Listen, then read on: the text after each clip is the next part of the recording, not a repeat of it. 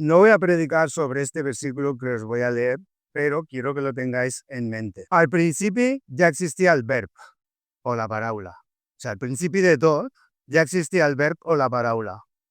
Y el verbo o la parábola era andeu, era andeu. Y a mes el verbo o la parábola era Deu. Ya existía al principio, estaba andeu, y era Deu. Quedémonos con esto en la cabeza, porque hoy os quiero hablar de la Biblia. Jordi lo ha dicho, que en estos tiempos que vienen ahora de Navidad, muchos escondemos nuestro cristianismo en los cajones. Muchos que tenemos familia no creyente, no nos atrevemos a comportarnos como tal, como lo que somos, como hijos e hijas de Dios. Y es una pena, y ahí me encuentro yo también a veces. Yo, toda mi familia con la que me reúno no es creyente. Y reconozco que muchas veces me llevan a su terreno, en vez de llevarles yo al mío. Va bien que personas nos recuerden esto, ¿no? De que en estos tiempos, en Navidad, aunque sabemos que Jesús no nació en estas fechas, pero bueno, lo celebramos en estas fechas, es un gran momento para hablarle a la gente de lo que realmente estamos celebrando. Porque todos los inputs navideños nada tienen que ver con el nacimiento de Jesús. Hace como 100 años nos introdujeron al señor gordo este vestido de rojo, y ahora parece que todo sea eso. Navidad es eso, es un señor que viaja con unos renos y bueno, sí, hay que portarse mejor y sobre todo hay que comprar y comer mucho. Eso es en lo que se ha convertido la Navidad. Pues bien, los cristianos tenemos que alzar nuestra voz. Entonces aparece en nuestra mente el libro sagrado, la Biblia, y resulta que dentro del mundo cristiano, esa Biblia, que es la base de nuestra fe, resulta que la están cuestionando. Oh, es que la Biblia es un libro antiguo, escrito hace 2000 años, ¿cómo podemos seguir su guía? Esto está pasando en las iglesias hermanas nuestras. ¿Cómo adaptamos el movimiento LGTBI a la Biblia? ¿Cómo adaptamos que ahora haya más divorcios que bodas a la Biblia? En definitiva, cómo adaptamos nuestra forma de vivir, que muchas veces nos pasamos el libro por ahí, a los nuevos tiempos? Entonces, muchos han llegado a la gran conclusión de que, y te lo dicen encima, dice, si Jesús viniera ahora, diría otra cosa distinta de la que dijo. Bueno, entonces eso es como decir que Dios no es omnipotente, que Dios no es eterno, que Dios es el mismo siempre. Hay ese versículo que para Dios 1000 años es como un día. O sea, Él no tiene la percepción del tiempo que tenemos nosotros. Nosotros hubo un día que tuvimos que medir, porque somos limitados, en tiempo las cosas que hacíamos. Antiguamente era la puesta de sol, la salida del sol, y luego alguien inventó el tiempo como lo conocemos ahora. Se inventaron los relojes, primero relojes de arena, relojes de sol, pero Dios, todo eso no va con Él. Dios es eterno. Lo ve todo, lo que va a pasar en 1000 años ya lo está viendo, más lo que ya ha pasado lo tiene perfectamente fresco en su cabeza. Si hablamos de la gente del mundo, cuando le hablas de la Biblia como palabra de Dios, se ríen. Ah, palabra de Dios, pero si la escribieron hombres. Y es verdad, tienen razón. Otros también, dentro del mundo cristiano, dicen que la Biblia no es 100% inspirada por Dios, sino solo algunas partes importantes. Hay corrientes cristianas que afirman eso. Entonces dices, es agotador ver como dentro de tu propia cristiandad, por decirlo de alguna manera, hay hermanos que piensen eso. Porque no se dan cuenta que cuestionar la Biblia como inspirada 100% por Dios es ponerle límites a Dios. Si creemos que Dios es omnipotente, no podemos pensar que fue capaz de inspirar la Biblia a unos señores que luego la escribieron. Eso es lo que quiero ver hoy con vosotros. La pregunta que quiero que hoy resolvamos es esta. ¿Podemos fiarnos de la Biblia? Sinceramente, a mí me da igual lo que opine el mundo de la Biblia. Lo que sí que me agobia es que haya hermanos y hermanas que cuestionen la Biblia. Eso sí que me agobia, porque eso es debilidades de la Iglesia. Y por ahí se cuelan luego las filosofías humanas que tanto daño nos están haciendo. ¿Podemos fiarnos de ese libro? Y la clave está en esa inspiración divina de los autores de la Biblia, que sí fueron hombres. Pero si nos fijamos y los analizamos, eran profetas, en el nuevo caso del Nuevo Testamento fueron los apóstoles, en otros casos fueron discípulos de los apóstoles y escribieron lo que los apóstoles les dictaron, guiados e inspirados por Dios. Entonces, hemos de estar convencidos, y espero hoy poderlo demostrar, que la Biblia es 100% inspirada por Dios. Fijaros algunos datos. Pensar en otros grandes bestsellers de la historia, a ver si llegan a estos datos. La Biblia entera ha sido traducida a 736 idiomas. Idiomas que a veces hablan unos pocos miles de personas. El Nuevo Testamento, 1658 idiomas. No sé si algún libro se ha traducido. El Quijote se ha traducido a... No he buscado los datos, pero yo creo que no llegaría ni al 20%. Las obras de Shakespeare, el Código da Vinci y por lo menos alguna porción de la Biblia, partes de la Biblia, evangelios, cartas, se han traducido a 3.658 idiomas. Datos de 2023. Seguro que si hubiera buscado datos más actuales, las cifras subirían. Porque hay asociaciones como las sociedades bíblicas que continuamente están traduciendo la Biblia a lenguajes minoritarios, incluso dialectos, para que la Biblia llegue al máximo de personas posibles. Más datos. Contiene 66 libros entre el Antiguo y el Nuevo Testamento, el canon protestante. El canon católico añade 6 libros más que luego veremos. Fueron escritos a lo largo de 1600 años. Qué bien, ¿sabes cuánto tiempo? Pero la gracia es que cuando tú estudias la Biblia, desde el primer libro que se escribió al último, todos guardan una perfecta unidad, aunque haya ese lapso de tiempo en medio. Y la escribieron 40 escritores distintos. Y también guarda esa perfecta unidad aún delante de tantos escritores tan diferentes. Y aquí os pongo cómo eran. Algunos eran reyes, otros pastores. Los pastores no eran eruditos, no tenían muchas veces estudios. Y llegaron a escribir cosas maravillosas. Los mismos discípulos de Jesús eran pescadores, eran gente humilde. Y cuando tú, por ejemplo, coges el Evangelio de Juan y ves esa teología tan profunda del Evangelio de Juan, dices, ¿cómo es posible que un pescador escribiera esto? La inspiración divina es la respuesta. La misma Biblia, hablando de la inspiración, dice que es palabra de Dios. Fijaros que más de 2000 veces encontramos la expresión el Señor dijo, o algo similar, el Señor habló, vino palabra de Jehová, etc. Amós, por ejemplo, fijaros que 9 veces en 31 versículos afirma, así ha dicho Jehová. Los profetas eran perfectamente conscientes que eran transmisores de la palabra directamente de Dios a los hombres. Nunca jamás vemos a un profeta, ¡ay, qué bueno soy, qué buen predicador soy! Siempre fueron conscientes de esa transmisión y tenían la palabra directa. Moisés recibió la ley directamente de la mano de Dios. Dios escribió todas las tablillas de la ley, no Moisés. En Hebreos, ya en el Nuevo Testamento, nos dice claramente al principio de la carta el autor que Dios ha hablado a través de hombres y profetas. Y luego dice que ahora ha hablado a través de su Hijo. Y en 2 de Pedro 1:21, Pedro dice esto, que los hombres de Dios hablaron siendo inspirados por el Espíritu Santo. Una de las funciones, luego lo veremos otra vez, del Espíritu Santo precisamente fue la de inspirar la Biblia, la de transmitir directamente desde la divinidad a los hombres la palabra de Dios. Jesús dijo que el Antiguo Testamento eran escrituras. Cuando hablamos de escrituras hablamos de Biblia, sinónimo de Biblia.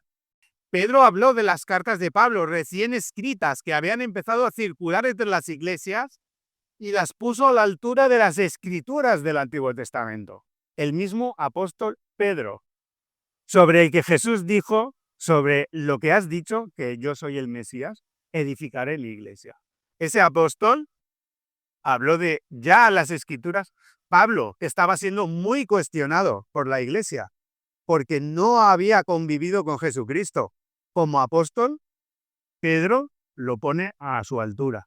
Pedro dijo también que las escrituras venían directamente de Dios. Ellos no eran profetas, insisto, eran los discípulos de Cristo, no eran considerados profetas. Pero aún así, Pedro afirma que las escrituras venían directamente de Dios. Y Pablo dijo lo mismo en la carta a los tesalonicenses. Pablo a Timoteo vuelve a reiterar y además nos da el motivo o las consecuencias de que la Biblia sea inspirada. Porque Dios no nos ha transmitido este libro para que seamos más listos, sino lo ha transmitido para enseñarnos, para formarnos, igual que hizo Jesús con los discípulos, para corregirnos cuando metemos la pata, que es continuamente, para reprendernos las cosas que hacemos mal, para instruirnos en justicia. Esto significa que lo que tenemos que buscar, como dijo Jesús en el Sermón del Monte, es la justicia de Dios, no la justicia de los hombres. Lo que Dios quiere que hagamos, no lo que los hombres quieren que hagamos. ¿Para qué? Para que cada vez nos vayamos pareciendo más a Jesús, que es la meta de todo cristiano y cristiana. Y por tanto, podemos concluir que el autor de la Biblia es Dios mismo. Moisés, por ejemplo, cuando recopiló el Pentateuco, los 5 libros primeros de la Biblia, no los escribió él. Él los dictó a sus escribas. Ellos no se ponían a escribir. Normalmente tenían gente que les servía y escribían. Marcos, por ejemplo, que no fue apóstol de Jesús, recopiló información de los apóstoles y luego la escribió. Lo mismo Marcos. Marcos aprendió en sus viajes con Pablo, después más tarde con Pedro, y él escribió lo que ellos le explicaron. Pero consideramos que todas las enseñanzas del Nuevo Testamento es doctrina apostólica. ¿Por qué lo digo yo? No, porque nos lo dice la carta a los Hechos, que la Iglesia perseveraba en sus inicios en las enseñanzas de los apóstoles. Todo siempre guiado por el Espíritu Santo. ¿Y cómo nos llegó esta Biblia? ¿Cómo hemos llegado a tener estos libros o ahora estas aplicaciones del móvil con todos los libros, todo lo que se llama la Biblia? Es lo que se llama el canon. Si cogéis una Biblia católica, veréis que tiene 6 libros más que las nuestras. Ellos les llaman deuterocanónicos, que significa segundo canon, y nosotros directamente les llamamos apócrifos. Consideramos que no han sido inspirados por Dios. Entonces, ¿qué pasa? La crítica dice, la gente del mundo, que no se ha parado a estudiar esto del canon, dice, la Biblia ha sido escrita por hombres. Primera crítica. Segunda crítica, además, los hombres han decidido los libros que han de formar la Biblia. ¿Es verdad o es mentira? Es mentira, porque ningún concilio, excepto el concilio de Trento en 1546, se ha reunido para decir, vamos a poner estos libros y estos no. No se ha decidido así. Así que si alguna vez lo escucháis, yo os voy a explicar, y es muy sencillo. Os he hablado antes de Juan 1:1, ¿vale? La palabra es Cristo mismo. Cristo vino y nos habló de los evangelios, las buenas noticias. Luego los apóstoles, en base a esos 3 años que estuvieron formándose con Jesús, escribieron sus epístolas. Esas epístolas y esos evangelios circulaban por las iglesias. Y las iglesias, guiadas por el Espíritu Santo, eran capaces de reconocer lo que era o no era palabra de Dios. No hacía falta. A ver, vamos a reunirnos y a seleccionar. No, no hizo falta. Los libros que ellos reconocían que no eran inspirados por esa guía del Espíritu Santo, ya los descartaban. Sí, servían de ayuda para entender contextos históricos. De hecho, Lutero, cuando hizo la Reforma, monje agustino católico, rechazó los libros que la Iglesia Católica admitía como inspirados, estos 6 libros que os digo. Lo rechazó en parte. Dijo, no son inspirados, pero cuidado, nos sirven para entender muchas cosas. Y así es como los hemos de ver. Pero la Iglesia Católica, ¿qué hizo? En el Concilio de Trento dijo, no, son tan inspirados como los otros. Y los ponemos en nuestras Biblias. ¿Sabéis por qué? Porque Por ejemplo, la doctrina del purgatorio estaba basado en uno de esos libros. Segundo libro de los Macabeos. La oración a los muertos que nosotros rechazamos también está basada en ese libro. Y otras enseñanzas de los otros libros. Entonces dijeron, tenemos que blanquear esto de alguna manera. Vamos a decir que son inspirados y los ponemos en nuestras Biblias. Así que, resumiendo mucho, esos escritos ya fueron aceptados por las iglesias cristianas primitivas. Ya los aceptaban como inspirados y los que no, los apartaban. Por lo tanto, no se tuvo que hacer ningún concilio, no se tuvo que hacer ninguna reunión para decidir qué libros entraban y qué no entraban. Ya estaban circulando de esa manera. Lo único que se hizo era, pues, sobre todo cuando nació la imprenta, en el siglo XV, finales del XV, ¿no? La imprenta, creo que es.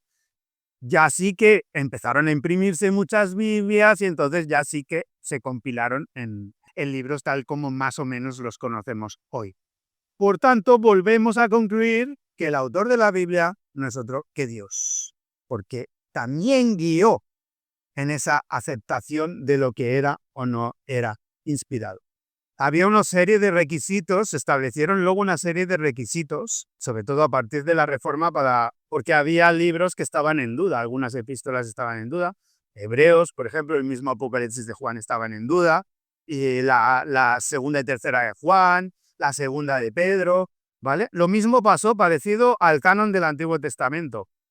Todos los escritos de los profetas ya circulaban, eran aceptados, y nadie tuvo que ponerse a escoger o no, aunque ellos sí que hicieron, los judíos, no los cristianos, en el siglo I, finales del siglo I, después de la destrucción de Jerusalén, vieron la necesidad de sí hacer como una especie de aceptación del canon, porque había estos apócrifos que les molestaban un poquito.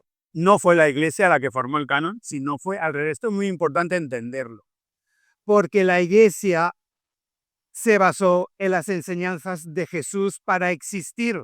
¿Cómo hemos llegado cada uno de nosotros a ser cristianos y cristianas? ¿Por qué? Porque hemos escuchado las enseñanzas de Jesús, porque hemos escuchado los evangelios y lo hemos aceptado como nuestro Salvador. ¿Veis la lógica que tiene? Entonces, es la iglesia que se basa en esas enseñanzas que ya existían. No es los hombres y las mujeres que forman la iglesia las que decidieron vamos a escribir esto y esto es lo que va a formar la Biblia o no va a formar la Biblia.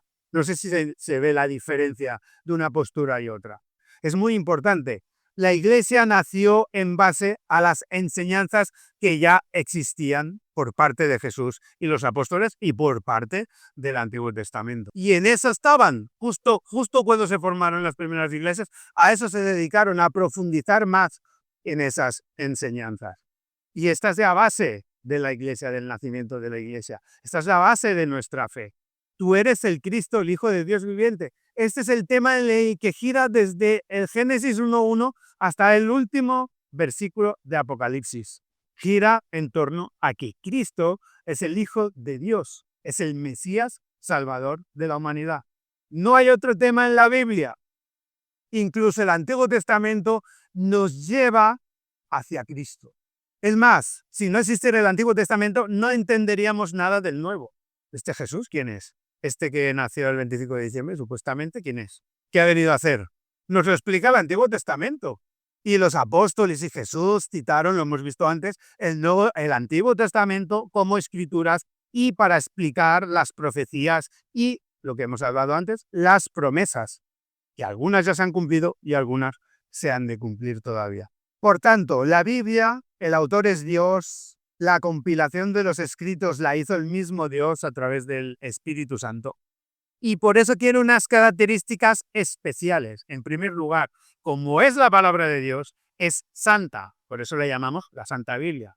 Es el libro de Dios. Y por eso ha sufrido tanta persecución a lo largo de la historia. Y aquí está, vivita y coleando, todavía transformando vidas. Por lo tanto, no podemos decir que si Jesús viniera ahora nos daría unos evangelios distintos. No podemos decir que los discípulos que siguieron a Jesús ahora escribirían unas epístolas distintas. No podemos decir nada de eso, porque es la palabra directa de Dios. Es inmutable, no contiene error, no puede cambiar. Por lo tanto, la hemos de respetar y reverenciar. Y las personas, como se está haciendo hoy, como se ha hecho a lo largo de la historia, no tienen el derecho a cambiar nada de esa Biblia, ni a decir, esto ya no vale, porque es muy antiguo. La Biblia no es un libro de historietas antiguas. No es un libro que hayan encontrado un día haciendo una excavación arqueológica. Ah, mira, un libro, a ver qué dice, habla de un tal Jesús. Es la palabra de Dios y la tenemos desde el principio. ¿Cómo empieza Moisés el Génesis, el relato de la creación? Fue todo creado por Dios y ese es el inicio. Y te explica cómo era la tierra antes de incluso crear al hombre y a la mujer. Puesto que es la palabra de Dios, debemos apreciarla y amarla. Es como nuestra guía para este mundo, para comprender quién es Dios, para comprender lo que hizo Jesús, para saber a dónde vamos y quién somos. Debería ser, como dijo David, deseable más que el oro, y esas palabras a nosotros deberían ser más dulces que la miel. Y fijaros, ¿para qué sirve la Biblia? ¿Qué poder tiene? Que nos dice el autor de Hebreos que es viva y eficaz y más cortante que toda espada de dos filos. Fijaros para lo que nos sirve a nosotros hoy en día. ¿Para qué sirve la Biblia? Es que no lo entiendo, la leo y no la entiendo. Fijaros para qué sirve. Para hacer crecer el reino. La gente se convierte, ¿por qué? Por el oír la palabra, por el oír el Evangelio. Primer poder de la Biblia. Salva a las personas que la obedecen. ¿Os acordáis que cuando hablé de la salvación os dije que había 3 tipos de salvación? Había la salvación cuando aceptas a Jesús y luego la que te has de ocupar en tu vida cristiana. ¿Cómo vamos a ocuparnos de esa salvación si la Biblia no nos lo explica? Para fortalecer a los cristianos. Tenemos todavía mucho camino que recorrer, nos lo explica la Biblia también. Todo lo que pasará, hablaba de las promesas y Jordi ha citado la promesa de que Dios va a venir a buscar a su iglesia y nos va a llevar a su presencia. Todo eso está explicado en la Biblia, si no, no lo sabríamos. Eso nos da esperanza y fortaleza para ayudarnos a vencer la tentación. ¿Cómo venció Jesús la tentación en el desierto? Con la palabra de Dios hizo huir a Satanás. Para servir como herramienta del cristiano en la batalla de las fuerzas del mal, la armadura que nos habla Pablo en Efesios. Toda esa armadura espiritual que todo cristiano debe vestir para poder luchar con las fuerzas del mal, que también nos dice Pablo, no tenéis lucha contra carne y sangre, sino contra potestades, contra ejércitos espirituales del mal. También es una lucha espiritual, no es una lucha carnal. Aunque haya esas pelis que nos ponen ahí a los demonios, esos que salen, tal, la lucha es contra potestades espirituales. Y después, para que la gente que no conoce a Jesús le conozca y pueda aceptarle como su Señor y Salvador. ¿Es fiable la Biblia? ¿Por qué? Darme pruebas de su fiabilidad. Hay estudios del Antiguo Testamento, de los manuscritos más antiguos, procedentes, habéis oído hablar de los manuscritos de Qumran, que algunos están datados del 200 antes de Cristo, y se ha hecho una comparativa con el texto actual de los judíos, de la Biblia que ellos usan, Tanaj, y han llegado a la conclusión de que no hay variaciones. El pueblo de Israel ha sido el pueblo más estricto en la transmisión de sus textos sagrados de la historia de la humanidad. Si tú vas y lees textos de los romanos se lo inventaban todo. Si perdían una batalla decían que la habían ganado. Pues un poco como los políticos de ahora, que pierden las elecciones pero dicen que las han ganado. Y dices, bueno, tienes 3 diputados que has ganado. Bueno, un poco los romanos eran eso. Los griegos, parecido. Los egipcios te hacían esos jeroglíficos, que los entienden 4 en todo el mundo, pero los israelitas, aún las cosas malas, las transmitían tal cual. Y si lees el Antiguo Testamento hay cosas que dices, uff, cuesta de asimilar, ¿eh? Y ellos lo han pasado, y el texto que usan ahora, que se llama el texto masotérico, lo comparan, que es el texto que proviene de todas las traducciones que hicieron en la Edad Media, lo comparan con los manuscritos encontrados en Qumran, datados 200 años antes de Cristo, y no hay variaciones. Por eso ese es uno de los motivos de que la Biblia sea tan fiable. En el siglo XIX la crítica decía que los escritos de Moisés no podían ser de Moisés, porque no existía la escritura fonética en Egipto en esa fecha. Esta es una de las fechas que se baraja. para la época de Moisés. Pues bueno, encontraron en excavaciones arqueológicas, no hay ningún país que tenga más excavaciones que Egipto, que hacia 1700 los pueblos semitas, los pueblos que habían emigrado con Abraham y otros después de la hambruna que hubo en la región de Palestina y Mesopotamia, emigraron todos a Egipto, y esos pueblos, como les explotaba la cabeza con los jeroglíficos, crearon un alfabeto fonético, y eso se descubrió en el siglo XX. La existencia de los hititas también se había puesto en cuestión. Decían que era un invento de los autores de la Biblia. Pues en 1906 se descubrió la civilización hitita. Tanto es así, esto le dio tanto empuje a la Biblia, que muchos arqueólogos seguían los textos bíblicos para buscar civilizaciones que solo mencionaba la Biblia, como algunos reyes de Babilonia, como, por ejemplo, el mismo Poncio Pilato se negaba a su existencia, hasta que se encontraron evidencias de esa existencia en las excavaciones arqueológicas. En ese sentido, es fiable 6.700 manuscritos griegos y 19.000 copias de versiones del Antiguo Testamento. Fijaros que el Nuevo Testamento se compuso más o menos entre los años 50 y 90 o 100, que es el Apocalipsis, y el manuscrito más antiguo que tenemos es de 125 ya, 35 años posterior. Y los escritos más antiguos del Antiguo Testamento, aunque en papiro son del año 200, se encontraron unos amuletos que tenían escritos del Antiguo Testamento que datan del 600 a.C. No hay ningún libro en la historia que tenga esta cantidad de manuscritos y esta antigüedad de los manuscritos. No hay ninguno. Por eso, hermanos y hermanas, podemos confiar en que la Biblia es un documento fiable en cuanto a la arqueología. Y miraros, os he puesto una comparativa de bestsellers históricos. La tetralogía de Platón, el manuscrito más antiguo es de 895, se escribió en 400 a.C. O sea, un lapso entre que se escribió y el manuscrito más antiguo de 1300 años. La Guerra de las Galias de Julio César, un bestseller en su época, figuraros el lapso, 950 años, entre que se escribió y el manuscrito más antiguo que se conserva. Y la Ilíada, la famosa Ilíada, 400 años. ¿Alguien cuestiona la existencia de esto? Nadie. De hecho, la Ilíada se sigue representando, se hacen películas, hemos visto Troya, ¿no? Películas de Troya recientes. Nadie lo cuestiona. Y la Biblia, que tiene muchas más evidencias y más recientes, todo el mundo la cuestiona. Después de todo este rollo que se ha metido, ¿qué relevancia tiene la Biblia para nuestras vidas? Ya sabemos que podemos confiar en ella, hemos visto que es la palabra de Dios, que fue escrita inspirada por el mismo Dios, que se compiló guiada por el mismo Dios. ¿Y esto a mí qué? La Biblia sigue demostrando ser relevante para nuestras mayores necesidades y más profundas interrogantes. Y os diré una cosa, hay hermanos y hermanas que cuando aceptan al Señor vienen con tremendos traumas, tremendas heridas emocionales, que ni la psicología ni la psiquiatría han podido arreglar. ¿Sabéis cómo muchos han encontrado la solución? Yendo a la Biblia. No, los que tenéis algún trauma, no vayáis. Pues a mí no me dice nada la Biblia. No me siento igual. Lo que quiero referirme es que hay unos señores que se han preparado, que son consejeros bíblicos, que lo que no ha conseguido la medicina, lo han conseguido a través de la palabra de Dios. Y seguro que muchos de nosotros conocemos casos así. La palabra de Dios tiene respuestas a nuestras más interiores cuestiones, el pecado y la culpa. Todo esto que ahora se quiere blanquear, no hay pecado, no hay culpa, puedes hacer lo que te dé la gana, nadie te tiene que decir lo que tienes que hacer. Bueno, hazlo, ningún problema.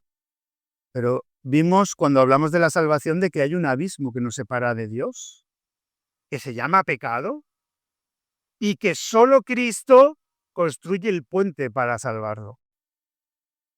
Si tú quieres seguir llevando una vida de hacer lo que te dé la gana, hazlo, pero que sepas las consecuencias.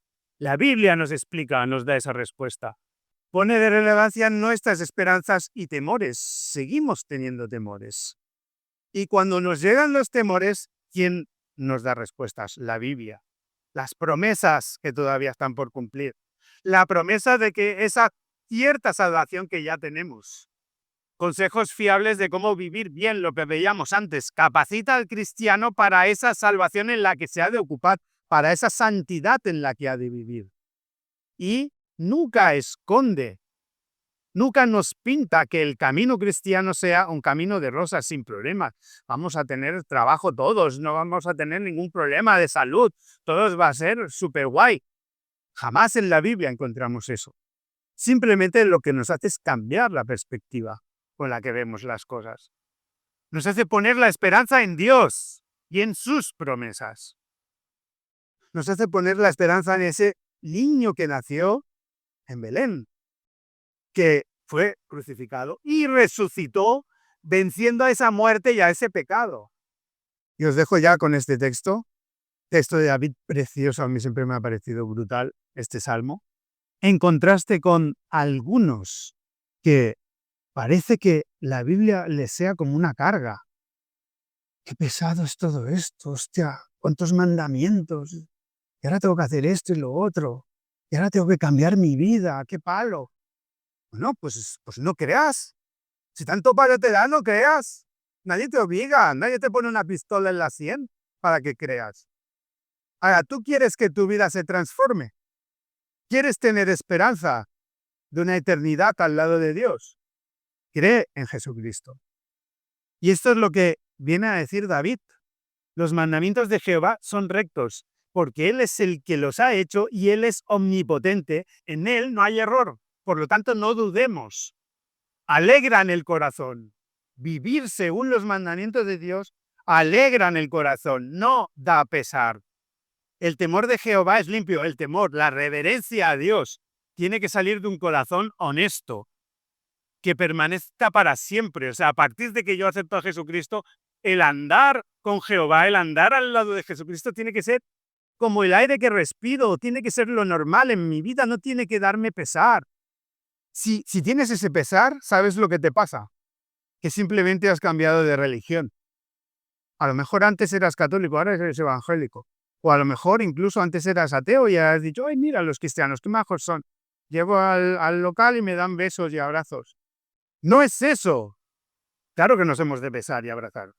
No es eso. Es transformar tu vida porque has conocido a Cristo. Y por eso, David, que le llamaban un hombre conforme al corazón de Dios, siente eso delante de la palabra. Siente que los juicios de Jehová son verdad, que son justos, que son deseables más que el oro. Y era rey, lo dice un rey, más que mucho oro afinado, más dulces que la miel y que la que destila del panal. Claro, es lo que dice al final. Tu siervo es además amonestado con ellos. Él que era rey, él que cometió un pecado terrible, no rechaza esa palabra que le hacía sentir mal por ese pecado, sino que la adora, la recibe como si fuera dulce como la miel. Y dice, en guardarlos hay grande galardón. Bendición, que decimos ahora. Obedecer la palabra de Dios redunda en bendición. No es pesada, no es dura, no es un camino cuesta arriba, es bendición, es esperanza, es salvación. Así que, hermanos, reivindiquemos la palabra de Dios sin miedo, reivindiquémosla estos días que nos vamos a ver con mucha gente no creyente y no cedamos a la tentación de ir al terreno de ellos. Traigámoslos a nuestro terreno. Seamos luz y sal, como Jesús dijo en el Sermón del Monte también. Sed sal y sed luz. ¿A quién? ¿A nosotros? No, ya, la luz ya la tenemos. A los de fuera. Amén.